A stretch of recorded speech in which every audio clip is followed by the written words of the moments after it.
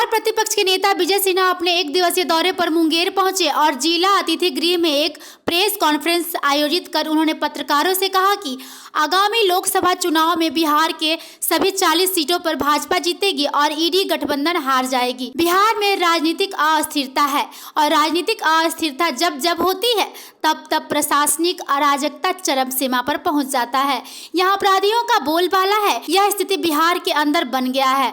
समानांतर दो राजाओं के बीच प्रजा दुखी है। सत्ता सेवा भाव नहीं मेवा का भाव लेकर काम कर रही है। करप्शन चरम पर है। अपराधियों का मनोबल बढ़ा है। अपराधियों को सत्ता का संरक्षण प्राप्त है। सरकार के नियत में ही खोट है। यहाँ कोई भी नियम सफल नहीं हो रहा। मुख्यमंत्री सच नहीं बोलते। उप मुख्यमंत्री का नियुक्ति के बदले जमीन का मामला सब जानते हैं। यह 4 लाख का नियुक्ति का जो तमाशा बनाए हुए हैं वह एनडीए के द्वारा ही क्रिएट किया गया है। उन्होंने कहा कि चुनाव के समय यह चुनाव के समय नियुक्ति का तमाशा बनाए हुए हैं। जनता सब जानती है। यहाँ शिक्षकों का तो अपमान हो रहा है। शिक्षक भयभीत हैं। जितनी नियुक्तियां हो रही है उन्हें वेतन तक नहीं दे पाएंगे। यह बीजेपी तो पारदर्शिता के साथ काम करेगी। उन्होंने आगे बताया कि केंद्र सरकार की योजना बिहार में कछुआ गति से चलने लगती है। आखिर इसके पीछे क्या कारण है? उन्होंने कहा कि राज्य सरकार केंद्र को सहयोग नहीं कर रही। उन्होंने अपने कार्यकर्ताओं को केंद्र सरकार की योजनाओं को जन जन तक जाकर पहुंचाने की बात बताई। उन्होंने कहा कि सभी कार्यकर्ता एवं सामाजिक कार्यकर्ता नरेंद्र मोदी के विचारधाराओं को आम जनता तक ले जाने का काम करेंगे। केंद्र की योजनाओं के बारे में लोगों को जानकारी देंगे। यहाँ की सरकार केंद्र के साथ नहीं चलना चाह रही। पत्रकार सम्मेलन के दौरान मुंगेर के विधायक प्रवण कुमार, जिला अध्यक्ष अरुण पोद्दार सहित अन्य मौजूद थे। देखिए, बिहार के अंदर राजनीतिक अस्थिरता है और राजनीतिक अस्थिरता जब जब होती है प्रशासनिक अराजकता चरम पर पहुंचता है।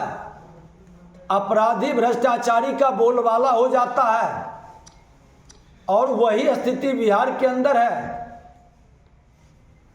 समानांतर 2 राजाओं की बीच प्रजा दुखी है। कमांड नहीं है। स्वार्थ महत्वाकांक्षा के कारण सत्ता सेवा के भाव नहीं, सत्ता में मेवा का भाव चरम पर है। करप्शन नीचे से लेके ऊपर तक पूरी तरह से व्याप्त है। एक सूत्री अभियान है कि जितना हम लूट सकें। अपराधियों को सत्ता संरक्षण होने के कारण मनोबल भी चरम पर है। जनता भयभीत है। वातावरण गंभीर है। मैंने विचार व्यक्त करना चाहते हैं। देखिए, नीयत में खोट है। इनकी कोई नीति सफल नहीं हो रही है। ये नियुक्ति घोटाला करने वाले मानसिकता के लोग हैं।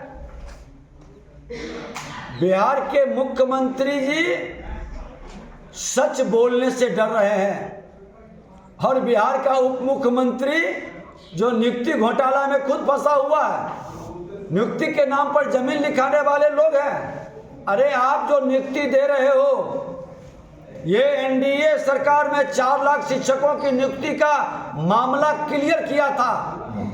आप एक बार 4 लाख शिक्षकों का नियुक्ति करते, लेकिन एक तरफ नियुक्ति का पारदर्शिता से नहीं करना। बीपीएससी के अंदर भी कई झमेला, कई नीति इस तरह का बना जो अस्पष्ट है और दूसरे तरफ जो नौकरी में पहले से है वो शिक्षकों का अपमान, परेशान करना, उसको भयभीत करना।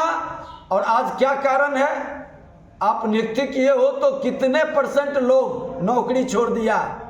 क्यों लौट के नहीं आ रहे हैं? क्योंकि आपके नियत में खोट है। लोगों को विश्वास नहीं है। आप वेतन तक नहीं दे पाओगे।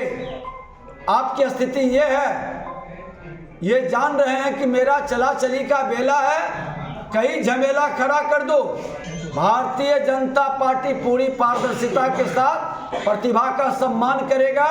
और आज यहाँ 10 लाख क्या लगभग 20 लाख पद खाली है 33 वर्षों से। बड़े भाई छोटे भाई क्यों नियुक्ति नहीं किए?